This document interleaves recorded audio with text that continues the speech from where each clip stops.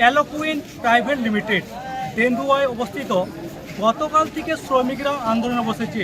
শ্রমিকদের একাংশের দাবি যে অ্যালোকুইন প্রাইভেট লিমিটেড সেখানে ঠিকমতো তাদের যে মজুরি সেই মজুরি দেওয়া হয় না এবং যে সুরক্ষা বা অন্যান্য যে সুবিধা সেই সুবিধাও দেওয়া হয় না, সেই নিয়ে তারা আন্দোলনে বসেছে। গতকাল থেকে তারা বলছেন যে না খেয়ে না দিয়ে আন্দোলন করছেন, কিন্তু মালিক এখনো পর্যন্ত তাদের কোনো সুরাহা করেনি।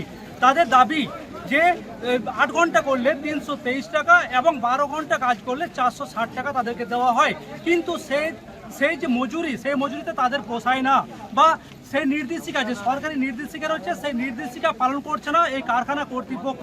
তার জন্য তারা আন্দোলনে বসেছে এবং এখনো পর্যন্ত মালিক তাদের কাছে কোনো যে সুরাহা যে মজুরি বৃদ্ধি করার জন্য সেই নিয়েও কোনো আলোচনা করেনি।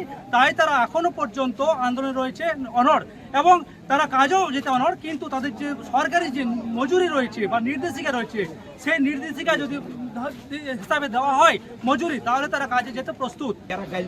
আমাদের এটাই দাবি যে আমাদের যেটা হাজিরি ওটা ইনক্রিমেন্ট করুক। আজ জুন থেকে নিয়ে পরে আমরা এটা দাবি জানাচ্ছি। ওরা বলছে একটু টাইম দাও একটু টাইম, এ নিয়ে আমাদের 3 বার হয়ে গেল। এবারে লেবার আর কেউ মানবে না, কেননা ওদের কোথাও ওরা রাখতে পারছে না। তার জন্য আমরা এই অবস্থাতে আজকে এখানে বসে আছি, দাবিতে বসে আছি। এখানে সবাই হরতালে বসে আছি না খেয়ে। কাল দুপুর 11টা 12টা থেকে বসে আছি, রাতেও বসেছিলাম, আজকে সকালেও বসে আছি। যতক্ষণ না আমাদের হাজিরি ইনক্রিমেন্ট হয় ততক্ষণ আমাদের কাজ চালু করব না, কাউকে কাজও করতে দেবো। কত শ্রমিক রয়েছে এই কারখানার মধ্যে? কত শ্রমিক রয়েছে? কত শ্রমিক কাজ করে? অনেক শ্রমিক রয়েছে এখানে, যতজন আপনারা দেখছেন। আরো ভিতরে তাদেরকে জবরদস্তি কাজ করানো হচ্ছে, যারা মানে বাইরের লেবার বিহার থেকে এসেছে তাদেরকে জবরদস্তি কাজ করানো হচ্ছে, ডবল ডিউটি করানো হচ্ছে। আর আমরা যারা লোকালে তারা সবাই এখন বাইরে আছে। মালিক কি বলছে এখন?